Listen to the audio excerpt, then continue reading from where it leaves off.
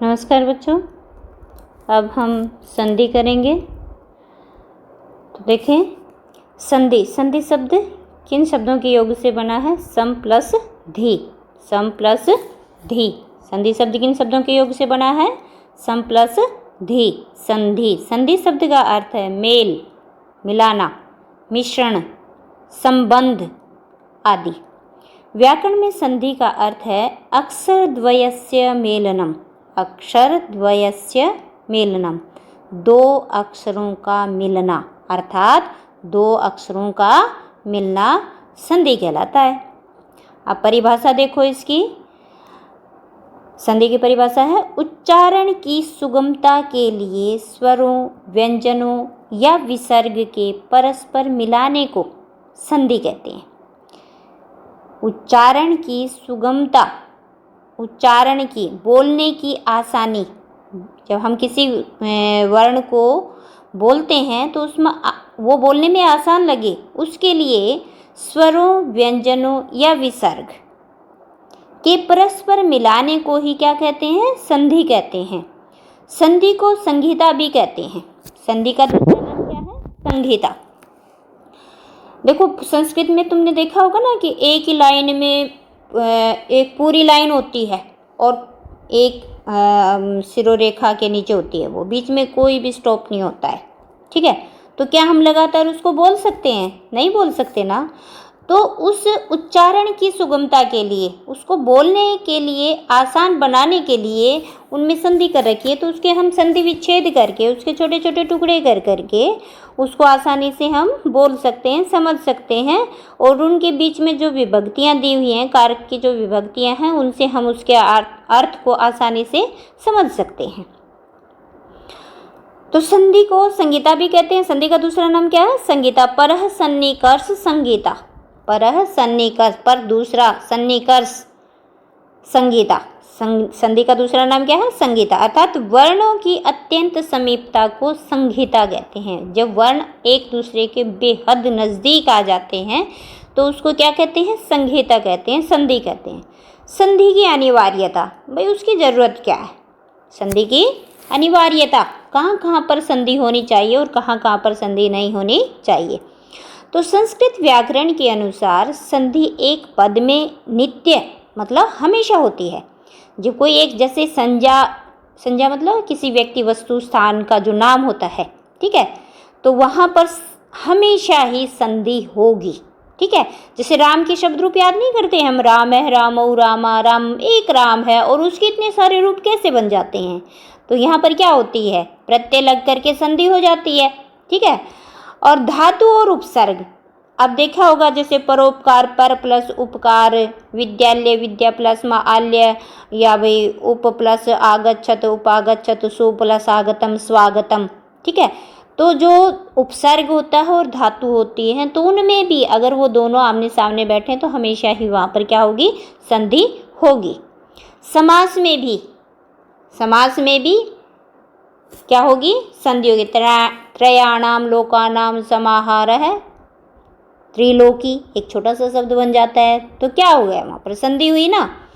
परंतु वाक्य में संधि वक्ता की इच्छा पर होती है। लेकिन जब हम किसी वाक्य को बोलते हैं, ठीक है, जब किसी वाक्य को हम बोलते हैं तो उस टाइम पर संधि जो है बोलने वाले पर निर्भर करती है कि वो संधि करना चाहता है या उसको अलग अलग ही बोलना चाहता है। वो उसकी इच्छा पर निर्भर करता है।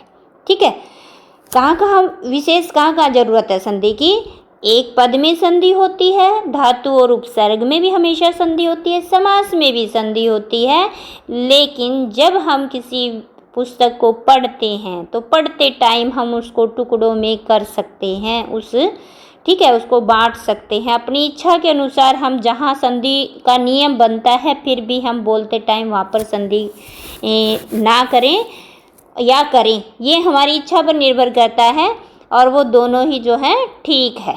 ठीक है, अब देखो, तुम समझ नहीं पाए होगे कि यो एक पद के है, धातु उपसर्ग समास, भाई के समझ में नहीं आई ये बात।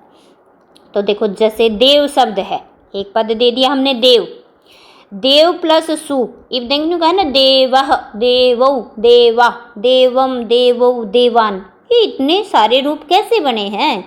क्योंकि जो देव शब्द है उसके साथ में प्रत्यय लगा दिए तो उनका रूप चेंज होता चला गया। एक वचन में अलग है, द्विवचन में अलग है, बहुवचन में अलग है, प्रथमा द्वितीय तृतीया 7 विभक्तियाँ होती हैं, ठीक है, तो उनमें अलग अलग रूप बनते हैं उसके।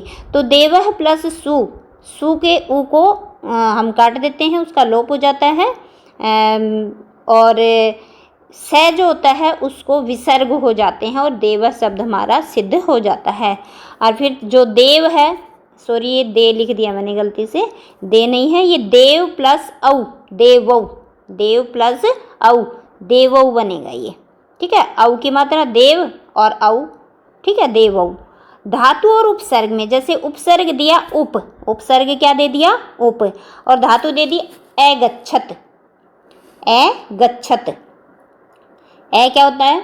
लंगलकार, लंगलकार किसको कहते हैं? भूतकाल को, ठीक है। तो उप के पै में भी ए है और उसके पीछे भी ए बैठा हुआ है, उप के पै में भी ए है और उसके पीछे भी ए बैठा हुआ, ए प्लस ए, आ हो गया, क्या हो गया उसमें? आ। इसको ऐसे उप अगच्छत नहीं लिख सकते किसी भी वाक्य में क्योंकि ये गलत हो जाएगा। तो यहाँ पर संधि की ज़रूरत है, आवश्यकता है, अलग अलग लिखेंगे तो बिल्कुल हमारा गलत हो जाएगा। तो यहाँ पर क्या लिखेंगे हम? उपागच्छत। सु प्लस आगतम, अब स्वागत करते हैं हम किसी का तो क्या उसे हम ये कहेंगे सु प्लस आगतम, क्योंकि सु तो उपसर्ग है और आगत क्या है? धातु है, ठीक है। तो सु प्लस आगतम शब्द क्या बन गया? स्वागतम, कि आपका स्वागत है। समास में, समास में भी संधि हमेशा होती है, जैसे रमाया ईशय, जो रमेश नाम सिद्ध होता है, रमाया ईशय, रमा शब्द है और ईश लग करके रमेश बन गया, ई को ए हो गया, आ प्लस ई, इनको क्या हो जाता है? गुण संधि होती है यहाँ पर, तो रमेश शब्द सिद्ध हो जाता है। वाक्य में वक्ता की इच्छा से, कैसी इच्छा हो? जैसे एक उदाहरण दिया, राम है चलती, राम है चलती भी लिखा और बोला जा सकता है। और इसको दूसरा हम कैसे लिखते हैं? रामस चलती भी, रामः चलती भी लिख सकते हैं और रामस चलती ये भी लिख भी सकते हैं, बोल भी सकते हैं, दोनों ही ठीक है, इसको कोई भी गलत नहीं कर सकता। फिर आगे संधि के 3 भेद होते हैं। संधि कितने प्रकार की होती है? 3 प्रकार की, स्वर संधि, व्यंजन संधि, विसर्ग संधि। अच्छा, स्वर संधि का संस्कृत में क्या कहते हैं? अच संधि। और व्यंजन को क्या कहते हैं? हल संधि। अच, ये प्रत्याहार बेटा करवाऊंगी अभी मैं, हो सके तो मैं कल पहले प्रत्याहार ही कराऊंगी, तुम्हें अच और हल का पता चल जाएगा। हल तो जितने भी व्यंजन वर्ण होते हैं जिनके नीचे हलंत लगा हुआ होता है उनको क्या कहते हैं? हल कहते हैं। तो जितने भी व्यंजन वर्ण हैं वो सारे के सारे क्या हैं? अच हैं। और जितने भी स्वर की जो मात्राएं होती हैं, स्वर होते हैं, वो सारे किस में आते हैं? अच में आते हैं, ठीक है। वो अच और हल बना कैसे है? ये प्रत्याहार, पूरी व्याकरण, संस्कृत व्याकरण उन 14 सूत्रों पर टिकी हुई है, प्रत्याहार सूत्र हैं वो। चलो मैं पहले ही आगे संधि न करवा करके मैं कल पहले प्रत्याहार सूत्र करवाती हूँ, ठीक है। अब देखो स्वर संधि, जहाँ स्वर के बाद स्वर आने पर उन दोनों स्वरों के मेल से होने वाले विकार को क्या कहेंगे हम? स्वर संधि। जहाँ स्वर के बाद स्वर आ जाए और दोनों मिल करके एक जो नया विकार जो आ जाता है ना, उसमें नया चेंज जो आ जाता है, जो नया शब्द बनता है, उसको हम क्या कहेंगे? स्वर संधि कहेंगे। जैसे देव प्लस आल्य, देव वह में भी ए है और आगे आ, आल्य का आ, ए प्लस आ हो जाता है। ए और ए को भी आ होता है और ए प्लस आ को भी आ होता है, आ प्लस आ को भी आ ही होता है।